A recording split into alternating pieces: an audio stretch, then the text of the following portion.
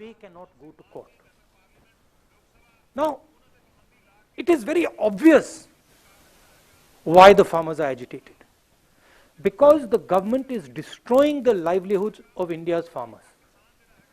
It is destroying the livelihoods of our labor, and it is going to give the middle class a shock in the coming times, because the prices of food are going to skyrocket. Now, what is being done to the farmers is absolutely criminal. You're beating them, you're threatening them, you're bullying them, you're trying to discredit them. The government needs to talk to the farmers. It needs to give a solution to the farmers. And the only solution, as I have said again and again and again, is repealing these laws and putting the laws into the waste paper basket. The government must not think that the farmers are going to go home. They are not going to go home. And my concern is that this situation is going to spread. We do not need this situation to spread. We need a conversation with the farmers, and we need a solution. So that is broadly what I wanted to say. Hindi में बता देता हूं, और देश के युवाओं को मैं कहना चाहता हूं, ये जो 3 कानून हैं, इनको समझने की जरूरत है। पहला कानून है जो हिंदुस्तान के मंडी सिस्टम को, एग्रीकल्चरल मार्केट्स को खत्म कर देगा, नष्ट कर देगा। दूसरा कानून है जिससे हिंदुस्तान के सबसे बड़े बिजनेसमैन, 3, 4, 5 बिजनेसमैन, जितना भी अनाज स्टोर करना चाहते हैं, जितना भी अनाज होल्ड करना चाहते हैं, लाखों टन वो कर सकते हैं। अगर इनको ये इजाजत दी गई, किसान दाम निगोशिएट नहीं कर पाएगा। और तीसरा कानून, सबसे अजीब कानून, कि किसान अपनी कठिनाई को कोर्ट नहीं ले जा सकता। ये 3 कानून के लिए किसान दिल्ली के बाहर खड़े हैं, और सरकार इनसे बात करने के बजाय, सिचुएशन को रिजॉल्व करने के बजाय, उनको धमका रही है, पीट रही है, एनआईए का प्रयोग कर रही है, उनको डिस्क्रेडिट करने की कोशिश कर रही है। सरकार को एकदम इन 3 कानूनों को वापस लेना चाहिए, रद्द करना चाहिए।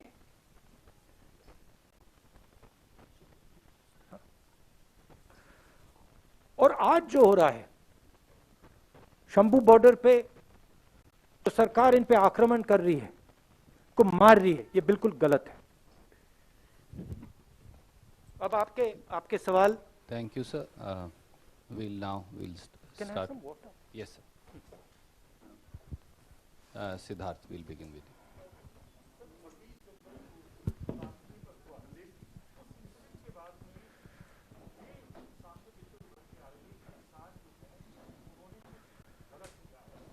आप मुझे एक बात बताइए, किसानों को, 50 किसानों को रेड फोर्ट के अंदर किसने जाने दिया और क्यों जाने दिया? क्या होम मिनिस्ट्री का काम नहीं है कि रेड फोर्ट पे इनको नहीं जाना चाहिए, अलाउ करना चाहिए? उसके लिए कौन जिम्मेदार है? सीधी सी बात है, उनको क्यों अंदर जाने दिया, किसने अंदर जाने दिया? होम मिनिस्टर से जाके पूछिए, और उसके पीछे क्या आइडिया था, किस प्रकार अलाउ किया गया, वो भी पूछ लीजिए। Sanjeev.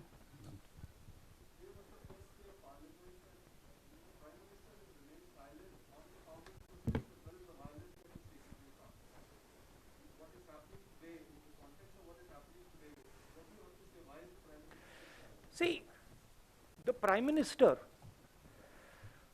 as I said in a speech in in Kerala, this is the biggest transfer of wealth the biggest transfer of wealth from the largest number of people to the smallest number of people. You have seen what has happened in COVID. During COVID, the poor have got poorer, and a handful of rich people, 5, 6 rich people, have just got richer and richer and richer and richer. This anger that you're seeing among the farmers, this is that anger. That 5 people, 7 people have everything, we have nothing. और जो हमारा था वो भी ले रहे हैं. तो प्रधानमंत्री क्या बोलेंगे? प्रधानमंत्री इन 5 लोगों के लिए काम करते हैं, उनके लिए नोटबंदी की, उनके लिए जीएसटी बनाई, उनके लिए किसानों से मतलब उनका भविष्य छीन रहे हैं. तो क्या बोलेंगे वो? कुछ बोलने को नहीं है. मगर उनको ये नहीं लगना चाहिए कि किसान पीछे हट जाएंगे. और मैं किसानों से कहना चाहता हूं, हम सब आपके साथ हैं. 1 इंच पीछे मत हटिए, 1 इंच पीछे मत हटिए. ये आपका भविष्य है, इसके लिए आप लड़िए. और ये जो 4, 5, 10 लोग हैं, ये जो आपका सामान, आपका भविष्य चोरी करने की कोशिश कर रहे हैं, इनको आप नहीं चोरी करने दीजिए और हम आपकी पूरी मदद करेंगे. Thank you. News 24 Raman.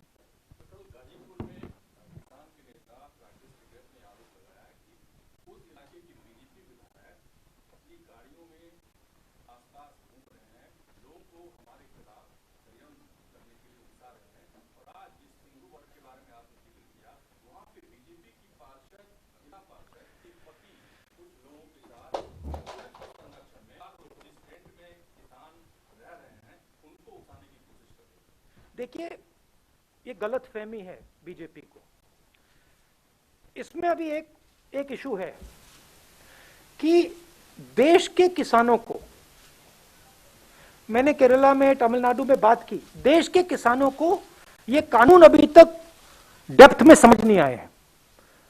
Punjab में, हरियाणा में, यूपी में, राजस्थान में इधर बात समझ आ गई है. प्रधानमंत्री को यह नहीं सोचना चाहिए कि ये आंदोलन यहां रुकेगा. ये आंदोलन, मैं बता रहा हूं, ये आंदोलन किसानों से शहरों के अंदर जाएगा. क्योंकि सिर्फ किसान गुस्सा नहीं है.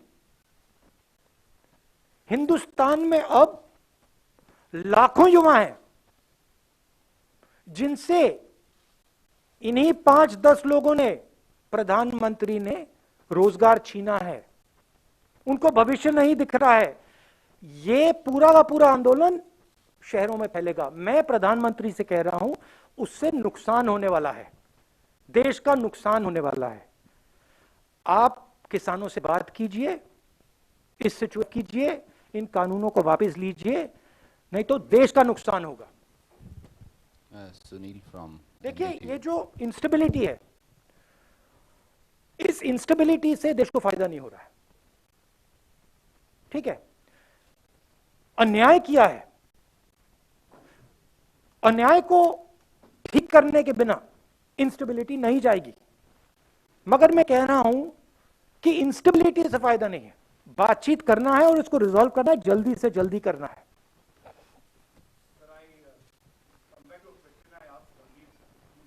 Yeah.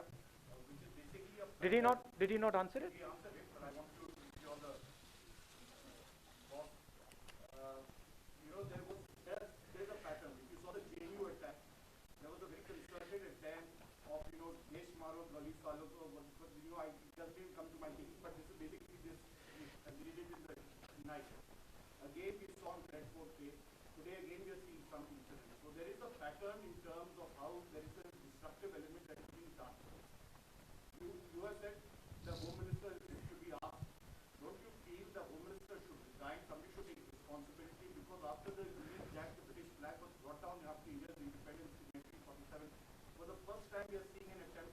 I think absolutely, absolutely the person who has allowed this to happen should resign, but there's no way he's going to resign.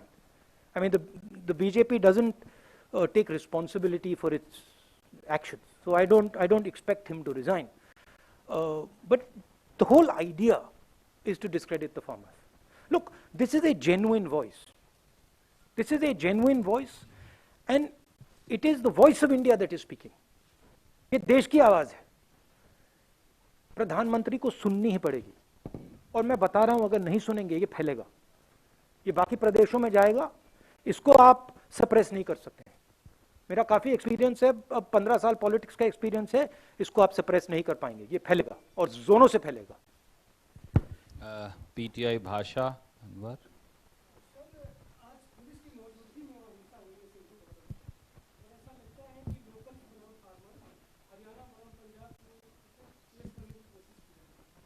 उसको क्या, उसको लोकल बनाम फार्मर्स बताया जा रहा है कि स्थानीय लोग विरोध कर रहे हैं। हाँ हाँ हाँ। एक बात बताइए, एक बात बताइए, ये कितने 70 दिन हो गए अप्रोक्सीमेटली? ये महीनों से यहां खड़े हैं, 10-15 लोग तो नहीं है ना, लाखों लोग हैं, तो कुछ ना कुछ तो होगा, कुछ ना कुछ तो इनको, इनकी फीलिंग होगी, इनका दर्द होगा। ये सबके सब मतलब लाखों लोग बस ऐसे ही खड़े हुए हैं क्या, बिना कोई कारण? कोई ना कोई कारण तो है, सिंपल कारण है, आप इनका भविष्य इनसे छीन रहे हो, आप हिंदुस्तान के एग्रीकल्चरल सिस्टम को तोड़ रहे हो, आप अपने 2-3 मित्रों को पूरा हिंदुस्तान का एग्रीकल्चर सिस्टम पकड़ा रहे हो, और आपको लगता है कि कुछ नहीं करेंगे। अगर आपके घर में रात को चोर आए, आप अपनी उसको रोकने की कोशिश नहीं करोगे क्या? करोगे। तो हर किसान के घर में चोर घुस रहा है, नरेंद्र मोदी जी उनको डाल रहे हैं अंदर, और किसानों, नरेंद्र मोदी जी को लगता है कि किसान कुछ नहीं बोलेगा, घर चला जाएगा। कैसे?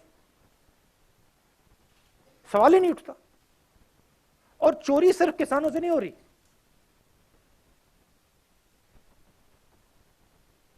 चोरी शहरों में वर्कर से हो रही है, चोरी किसानों से हो रही है, चोरी छोटे बिजनेस वालों से हो रही है, स्मॉल मीडियम बिजनेसेस से हो रही है, उनका भी भविष्य तोड़ा जा रहा है। तो अगर ये सोचें कि भाई ये सिर्फ किसान की बात है, गलत है। ये किसानों से मजदूरों तक जाएगा, शहरों में जाएगा, स्लम्स में जाएगा, फैलेगा ये। Thank you Saeed.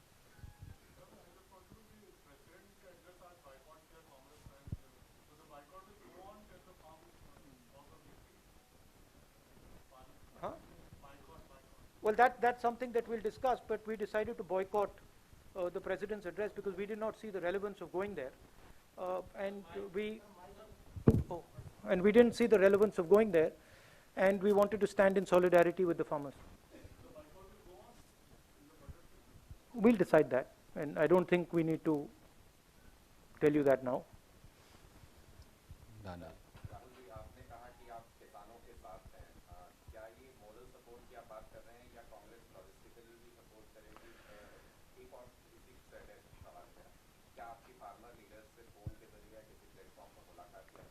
देखिए,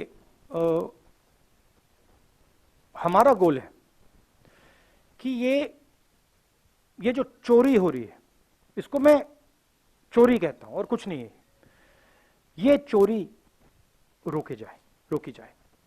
ये हिंदुस्तान के 60% पॉपुलेशन के साथ चोरी की जा रही है, उसको हम रोकना चाह रहे हैं।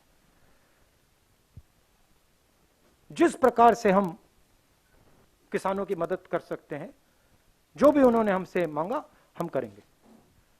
हम उनके साथ खड़े हैं चोरी रोकने।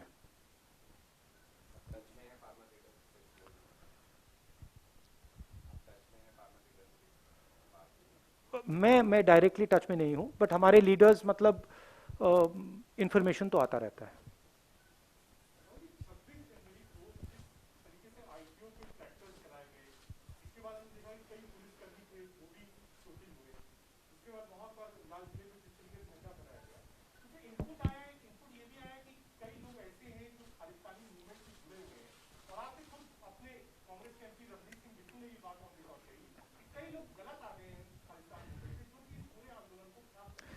मेरा कहना है,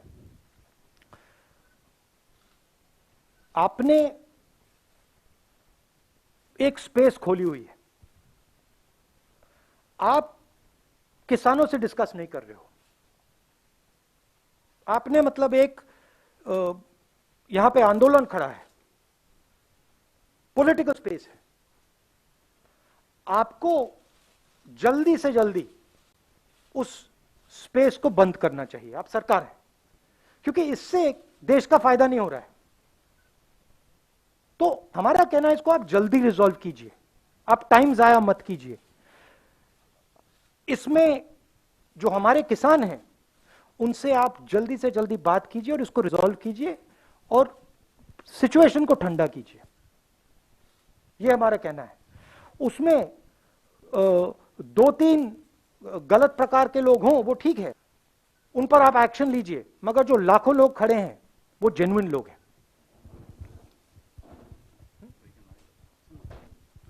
thank you so much. Any last question?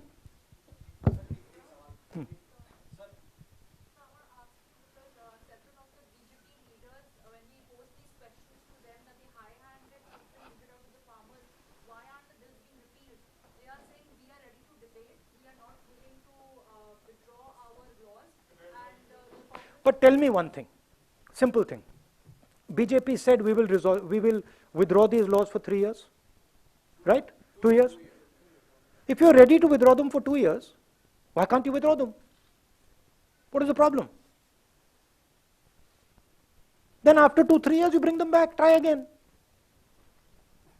Try it again. What is the problem? If you're ready to say I'm ready to withdraw them in 2 years, why can't you withdraw them right now and say 3 साल बाद बात करेंगे, फिर से try करते हैं। आप करो, मगर जब आप करोगे बातचीत करके करो, किसानों से पूछ के करो। We will help you. We also agree that the agricultural system needs reform, right? But why are you being so stubborn? गलती एक्सेप्ट कर लो कि आपने फोर्सिबली डाल दिया, आपने गलती कर दी, एक्सेप्ट कर लो, कोई प्रॉब्लम नहीं है। आप 2 साल आप कह रहे हो कि 2 साल के लिए हम विड्रॉ कर देंगे, आप परमानेंटली विड्रॉ करो, 3 साल बाद आ जाओ, कहो भैया फिर से ट्राई करते हैं, हम आपकी मदद करेंगे।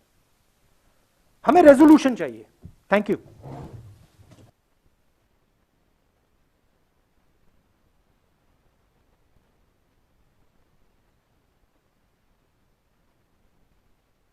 बातचीत करनी चाहिए और तीनों कृषि कानूनों को रद्द करनी चाहिए। आंदोलन गांव से शहरों तक जाएगा और किसान 1 इंच भी पीछे हटने वाले नहीं है। किसानों की आवाज को पीएम मोदी को सुननी पड़ेगी। किसानों की बातें गलत नहीं है। किसानों के समर्थन में एक बार फिर से राहुल गांधी ने अपना स्टैंड लिया है।